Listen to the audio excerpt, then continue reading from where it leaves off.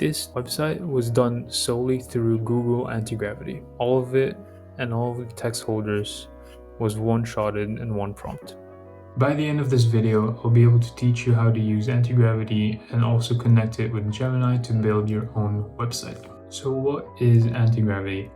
Antigravity is Google's new IDE, which is a bit like VS Code Cursor.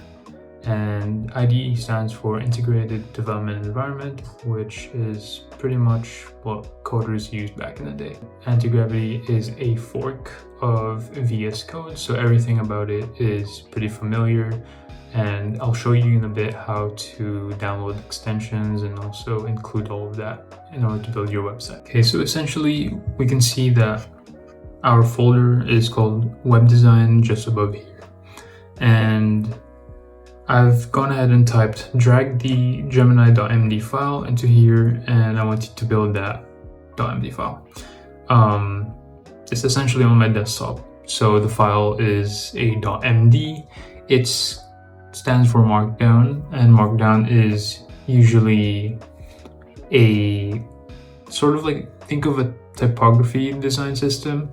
It's not exactly that, but a Markdown is sort of like what you would feed into the prompt and kind of like the step-by-step process or the constraints that you would be having for a prompt.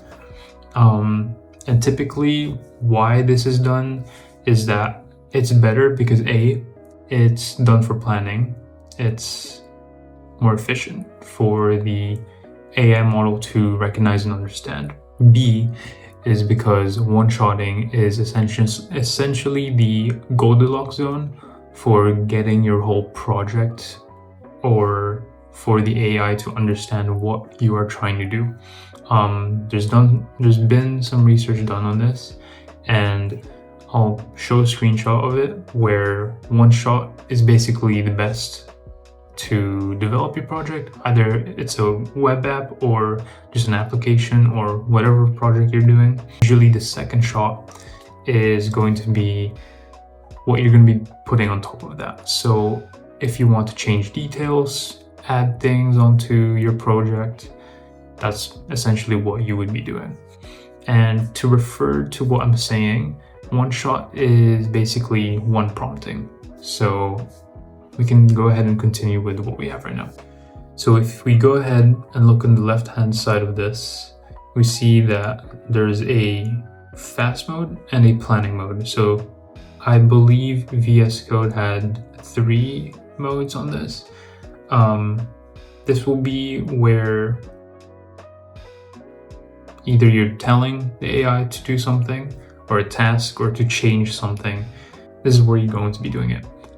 And planning is what is best practice for these sort of projects.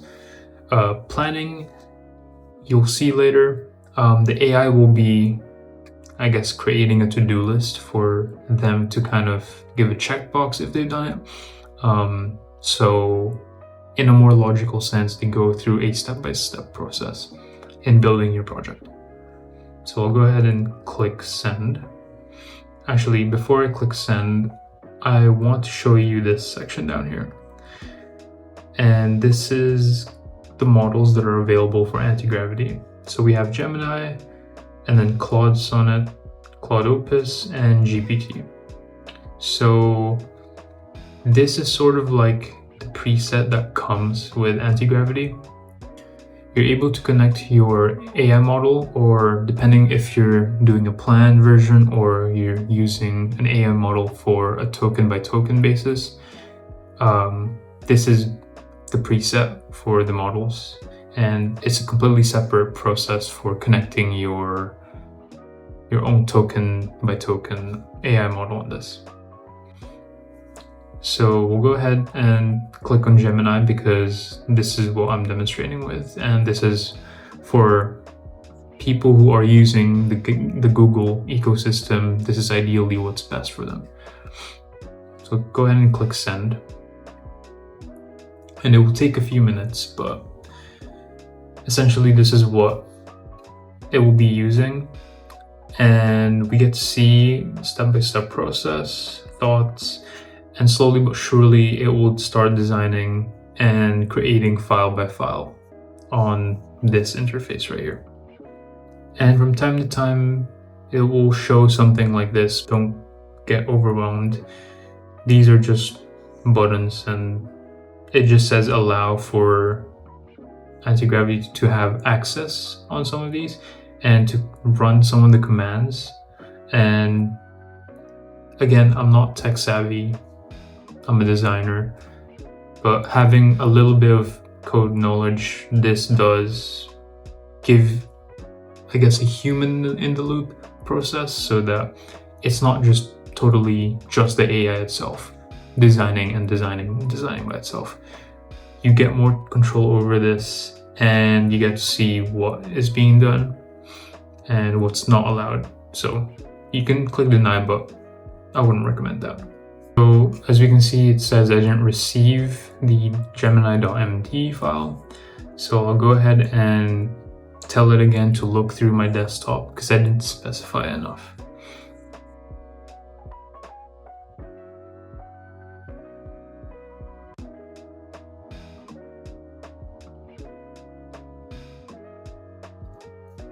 And hopefully it recognizes where it is. So here we click allow.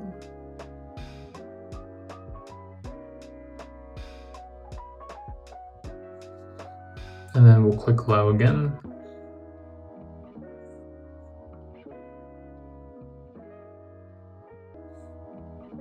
And here we see that it's finally read the .md file. So these are the 4 steps. So here we get to see that in the markdown folder, we've specified it so that it will actually ask me a bunch of questions. So we see what's the brand name in one line purpose, pick an aesthetic direction, what your 3 key value propositions are, what should visitors do. So like I said, it's better to do everything in one prompt or one-shotting it so that the AI definitely knows you and how you work and what kind of workflow or work process you want to do.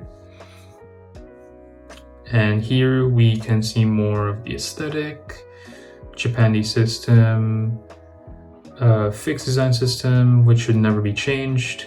But again, it's customizable, so you can do this all yourself. You can add more to this, you can remove things from this. This is basically what I've taken. So yeah, we're gonna type what the brand name is. So brand name is Kawasaki. So that's answering first question. Second question, let's just go with preset A. And the third question, what are your 3 value propositions?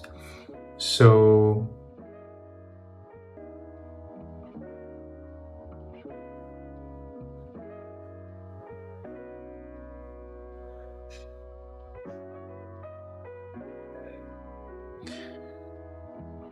what should visitors do? Let's say collect leads and aim to let them join the waitlist. Let's just add book a consultation as well. So we'll go ahead and prompt that. So this actually doesn't count as another prompt. It's just the AI gathering for more information. So here we see that it's created a implementation plan. Go ahead and click proceed. So all of this is going to get implemented on your web design. So we'll just keep clicking allow and see how it goes. And we can see on this side, it's created a task. So we can go ahead and look at that. And we can keep track of what the AI is basically creating right now. So initialize Vite plus React project, and it's quite vital for React, for apps, I guess. I guess for this sake, we didn't really specify in the .md file that the website will be created on an HTML, CSS, JS model. So I guess Vite and React was what we've came up with. So finally, it's finished, and it was a bit of a quite a long process. So I've gone ahead and skipped, but it was ticking off the task one by one, and this is what it finally finished with. So this is all the code that's made. I'll go ahead and click accept, and these are all of the files that it's created. So app, index. Oh, actually it did make the HTML and CSS file, so that's good. And it did make the JS file. So after all of that is done, I'll go ahead and switch from the planning mode to fast mode and tell it to open a preview. So open me a preview of this website. Need to see it. Go and click allow. A little bit of a malfunction. Since it's Google and since it's Antigravity, it has this default where it needs you to open or download Google Chrome. I don't have Google Chrome, so it's telling me that it's malfunctioned, but we'll go ahead and open it on my browser. Over here in Google, we'll go ahead and copy paste the link that we've taken. So it's this one. And here we're finally able to see what it's made. And all of this was done through one shot. It's pretty good. And all of this was done through AI. Only took 5 minutes, maybe 10 minutes. And we get to see the features, philosophy, protocol, join waitlist. And again, this is a one page landing page. And this just goes to show you what is possible. And even building on top of your first prompt, it shows you what's endless and what is capable of doing. And as a former web designer, this is a huge game changer. And if you're transferring from Figma and trying to learn more of what vibe coding is, this is the first step to that. Depending on if you're building a website, or if you're developing a web app, or if you're developing an application to publish on the App Store, this is a similar process. Go into it. And IDEs are the first start of it. There's Cursor, obviously, and there's VS Code, which is kind of like the grandfather of all of the IDEs. And what I like about Antigravity is that it is able to use Google Chrome to preview and look at what it's building on a website or maybe a web app. And I think it simplifies a lot of the processes, and the user interface is quite easy to understand. So all of these animations are all included in the .md file.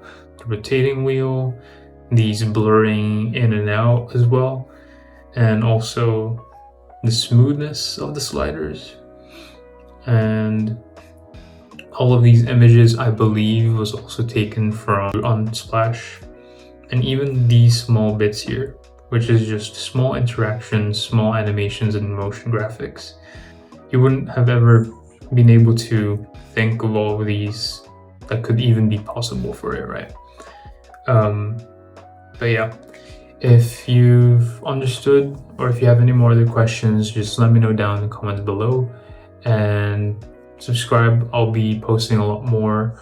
I believe on the next few coming tutorials, I'll be showing you what's possible with connecting Figma and Claude all together through the MCP server, and also using Cursor to modify and implement it into your workflow as a designer, a Figma designer who wants to know more than just basic prompting or actually being efficient with your prompting. Then I'll be able to create more tutorials for that in the future. So subscribe, we'll keep in touch, and I'll see you in the next video.